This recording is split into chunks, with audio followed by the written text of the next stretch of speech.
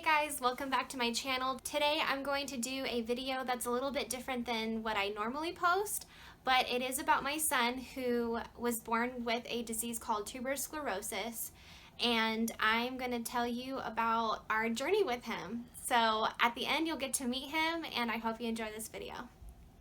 So my first 20 weeks of pregnancy was pretty normal. There was nothing that really told me like something's wrong. And we were really excited.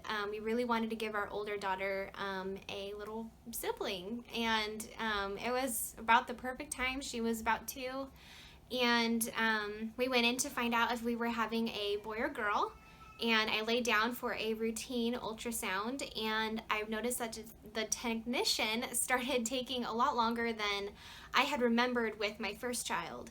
I remember being in and out in 20 minutes, and this time it was about a good hour and a half. I remember her calling in backup for help, and I kind of had an intuitive feeling that something was kind of off. And this is like kind of hard to talk about. I just kind of remember feeling uneasy my entire ultrasound. And I remember they said that he was a boy, and we were excited, but I couldn't really allow myself to get completely excited, just because I felt like something was wrong, just the look on their faces, and they were like measuring something. I didn't really know how to read ultrasound, so I'm not an ultrasound technician. So of course I didn't know what they were looking at. And it was only my second pregnancy, so I didn't know what was going on. So the next day, I got a phone call. I was at work, and I got a phone call saying that they found a mass in my son's heart, and that we were going to have to be flown, or we were going to have to travel to another hospital a couple hours away to have tests done. And that absolutely terrified me. And I remember calling my husband, and he was really optimistic, and he just said, I'm sure everything's fine, don't get stressed out. They're probably just being, overprotective, and they're just trying to like make sure that everything's okay. So we went in for our other testing at the other hospital, and they ended up confirming that he did have a mass, and the name of it was called a rhabdomyoma tumor. And that is like something really hard to say, and the only reason I know how to say it so well is because that's all I heard for 7 months was about Connor's rhabdomyoma tumor. And the weird thing about rhabdomyomas that I learned at that appointment was that they usually happen in kids with a disease called tuberous sclerosis. And at that time, I didn't care. I just didn't care. I focused on that specific tumor. I didn't care about like the disease. I just wanted him to be born healthy, and that was it. And so they said sometimes these rhabdomyoma tumors can grow, but it is rare. But like after birth they stop growing, which is like so odd to me. But anyway, and so what ended up happening was, of course, it started to grow, and we had to go back to that hospital every 2 weeks to get echocardiograms, and basically that test just is to show how the blood flow is flowing around the heart and everything, making sure like the tumor isn't blocking anything and causing any damage. Well, over the course of like a few weeks, the tumor grew so fast and so large that it was taking up most of his heart, and so his heart was like stretching. And so I was sent home with an instruction to do kick counts. Basically, like if you've ever heard of like a high-risk pregnancy, you're told to do kick counts. And so basically what you do is like you pay close attention, you lay down, and you count how many times your child is kicking you in 1 hour, and they're supposed to kick at least 10 times.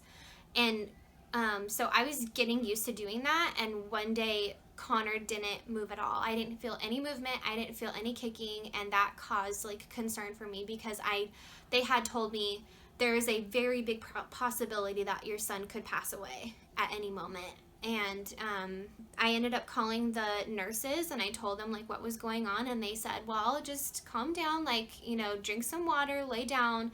If you still don't feel anything in an hour, call me back. And that's what I did, and still nothing. I didn't feel anything. And I just remember I was home by myself, my husband was at work, and I just thought, like, this is it. That was the last time that I felt my son ever kick, was yesterday. Like, and that was really, really hard. And so then we ended up, I ended up getting flown to the other hospital, his main hospital, a couple hours away, and they told me that he would most likely pass away in the next couple of days. And they said that we were going back and forth. It was in the middle of the night. They're like, should we take him out? Should we not take him out? And it was very, very, very stressful because he was only going to be 30 weeks. I was only 30 weeks pregnant at the time. And so it was very, in that moment, it's kind of like you feel like you're in a nightmare because you don't know what decision to make, what's the best decision. And they said that the chances of him living were so slim whether they took him out or left him in. So we ended up leaving him in, and they said, I think the best thing for mom and baby is just to send them home and let him pass naturally. And so basically I was sent home to wait for my son to die. And that was almost unbearable. No parent should ever feel the loss of like a child. And so what ended up happening was like just little things for the weeks after I was told to wait for my son to pass. Just little things like I would be out in town, and you know, a woman would call after her son, and it was the same name that we chose, which was Connor. And just hearing a mom calling out to her son like, hey Connor, you get back here, like that sent me over the edge. And I just remember that happened in Kohl's. I was with my mom and my aunt, and I ran to the car. It was so unbearable. Like I would never get to do that like with my son. And anyway,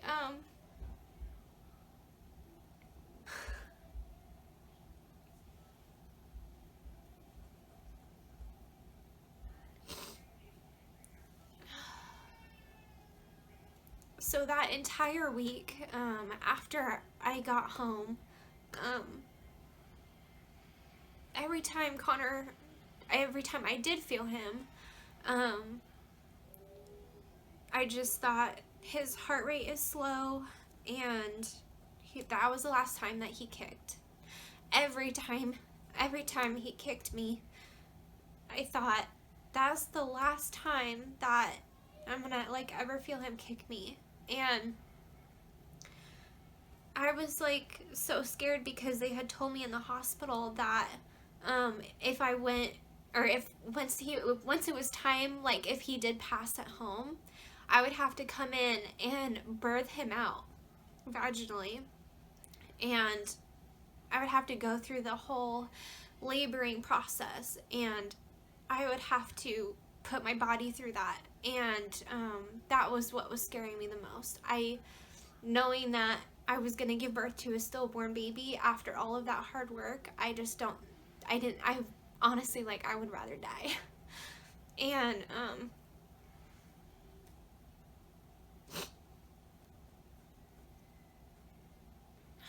gosh, this is so hard to like talk about.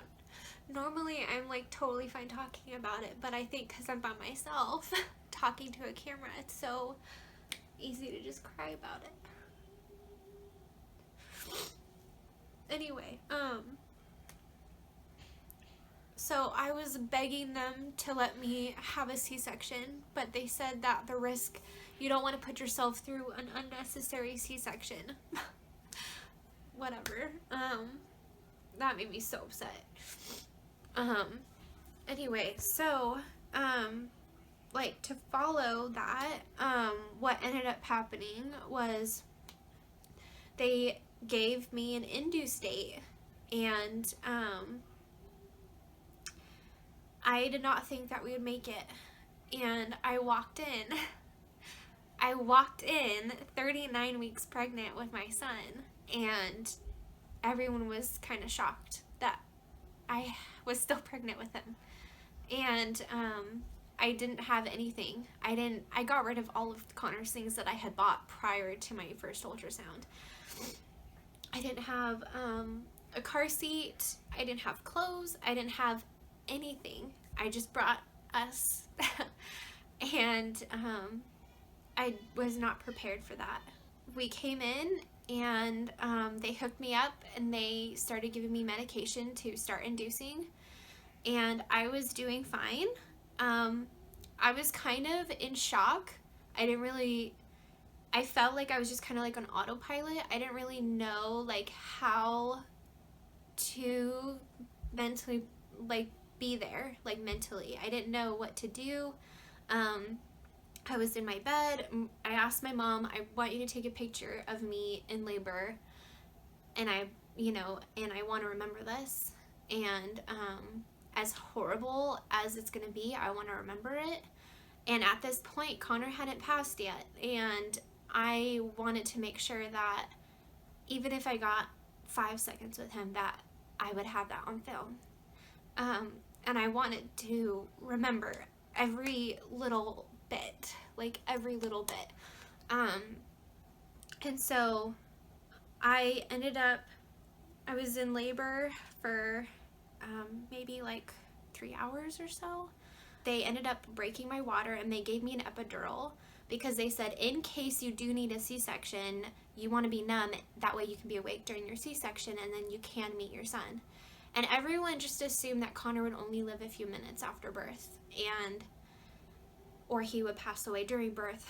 And so we didn't really know what to expect. And right after they broke my water and my labor like started to get really tense, or intense, they ran me out of the room after they told me that Connor's heart rate was dropping into the 20s. And the nurse did like a code, something on her thing hanging from her neck, and she warned everyone to come in there, and all these doctors came running into my room, and I didn't even get a chance to say like bye to my husband or my mom.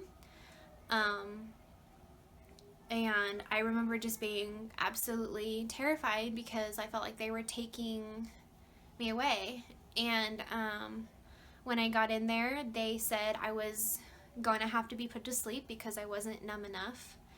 And they ended up putting me to sleep. And I remember being really upset.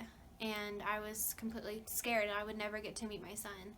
They told me that he would only probably live a few minutes after birth, and that completely terrified me. I didn't care how long I got with him. I just wanted at least just a second to meet him. And it was the most scariest thing that I've ever been through. After it all happened, my husband got to hear Connor cry in the hallway. Joel wasn't allowed in the room, and he sat out in the hallway and he heard him cry, and he was surprised that he heard him cry. And I woke up in a dark room with a nurse, and I was just really, what's going on? And she said, your son is doing good and that you're recovering from surgery. My mom came in and she told me the same thing. Connor didn't need help from the doctors. He's totally fine. And I was just like, no, like, why are you guys lying to me? It was really weird, and I didn't believe anybody. And then my husband came in with a camera and showed me a video of Connor, and I felt like I was looking at someone else's baby. And that's what's kind of weird, and I feel kind of embarrassed like sharing this part, but I feel like it's kind of important, especially if there's other moms or dads out there that have like gone through something similar to this. Because when I was pregnant, I was grieving. I basically had let go of Connor, and I held on to a small bit of hope that I would get to meet him, but I didn't have like much hope of that. And so I started preparing for his funeral, and just seeing him on the camera was really weird. I felt like I was disconnected from reality. It didn't feel real. And then my C-section was an emergency C-section. It was not scheduled. And so not every emergency C-section, what I've heard, isn't horrible, but mine was traumatic. And I'm just going to leave it at that just because I don't want to terrify anybody. But it was really awful. And I could not move for days. And so the funny thing was that Connor was discharged before I was. And that was really weird. So the hospital made a special arrangement for Connor to come to me instead of me coming to him because I couldn't move. And that was incredible. I am so grateful that I got to meet him when he was only 2 days old. And they brought him into my room, and I just remember like holding him, and it was so weird. He looked like a perfectly normal baby. Again, I felt like he was someone else's child. I didn't feel like it was real. It felt really weird. And when he was like 3 days old, they did an MRI and they did genetic testing, and they confirmed that he had tuberous sclerosis. They had found 15 tumors, or tubers. They're benign. They're not cancerous. Tumors in his brain. And they told me eventually your son will have seizures. And I thought that it would take like years for that to come. So we went home, and the first 2 to 3 months of life were just like any other newborn, you know, it was just normal. And then one night I was home by myself, and Connor had his first seizure, and he was 2 months old. And it was absolutely terrifying. His eyes rolled in the back of his head, and his body was shaking, and I didn't know what to do. I called my husband, and he started having a grand mal seizure every hour for the first few months of his life, and we could not control them with medication.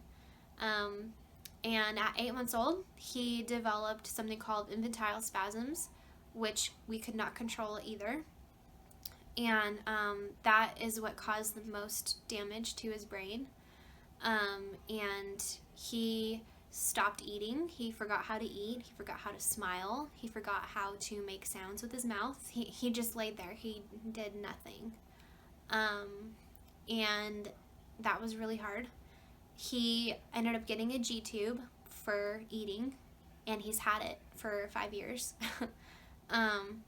And Connor, the past 5-6 years, past 7 years, I guess, because I was pregnant with him, have been a challenge, and quite a journey. I remember, like, before we had kids, I remember meeting kids who had, like, autism. And I remember thinking, I don't know how they do that. I could never be a mom to a child with autism. That would just be the most difficult thing on this planet. And then I had Connor.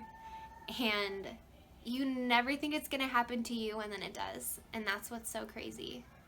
And Connor does have autism, but not only does he have autism, he has a pinch disease. And that pinch disease comes along with all these other diseases and diagnoses. And it's just a lot, you know, to deal with. And Connor has, in the past, gone up to 250 seizures a day. And it was quite unbearable. And he's had 2 pacemakers, and he developed a Saga tumor last year, which we did not expect at all. He was having unexplained pain, lots of headaches. We assumed they were headaches. Connor's nonverbal, so he could tell me that he was in pain or where it was hurting. That was really hard to deal with. They found it unexpectedly during a routine MRI. We get MRIs once a year, and they said we found something, and it was the size of, to me it felt huge. It was the size of a golf ball, and it was blocking spinal fluid, and so they wanted to take it out right then and there, but they decided to do like a gentle form of chemo, and it was called Rapamune, and then that worked. The Rapamune worked, and so far it's shrunk 50%, and we're actually due for another MRI, so I'm hoping that it has shrunk even more. But it was causing spinal fluid blockage, and it was a severe, like, fatal thing that could have happened, and I'm glad that we caught it when we did. I really wish that Connor could communicate in some way or another and tell me, Mom, I'm scared, or Mom, I'm sad. And not being able to communicate with your child, or your child not being able to tell you how they're feeling, you just kind of feel helpless. He wants to communicate so bad, and he just can't. And he knows what he wants to say. I want him to tell me how he is feeling, and that is my biggest concern.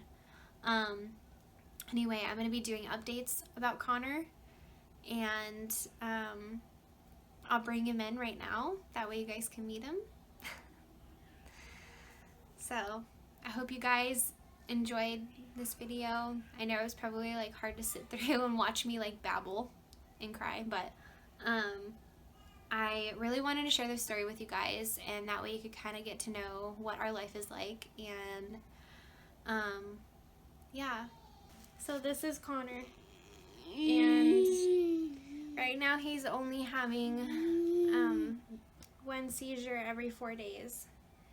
Connor is completely nonverbal, and which is really hard because I wish that he could tell me when he's sad or when he's scared, but we plan to learn his language and try to figure out a way to communicate with him. Right, buddy? That way you can tell me what you want. Yeah. What is on your face? What is on your... You got doggy hair. What were you doing? What were you doing? Yeah. So, he's a really happy boy, and he is a huge blessing to our family. Right? Yeah. Alright. Well, we're going to be doing updates, and hopefully we have nothing to update on, but we'll be doing updates when we can about Connor. Right? Right? Alright. We're going to say bye. Look at the camera. Look right here. Look. Look. Look right here. Okay. Say bye. Say bye. Anyway, gosh, I don't know what my deal is today. I am so emotional. I think it's because I'm like in my room by myself talking about this. I mean, I have my camera, and you know, I know all of you are going to watch this, but I think it's because I never talk out loud about what's happened to myself. That's why I'm like, I allow myself to cry. That's so weird. Anyway, I hope you guys enjoy this, and I'll see you next time. Bye.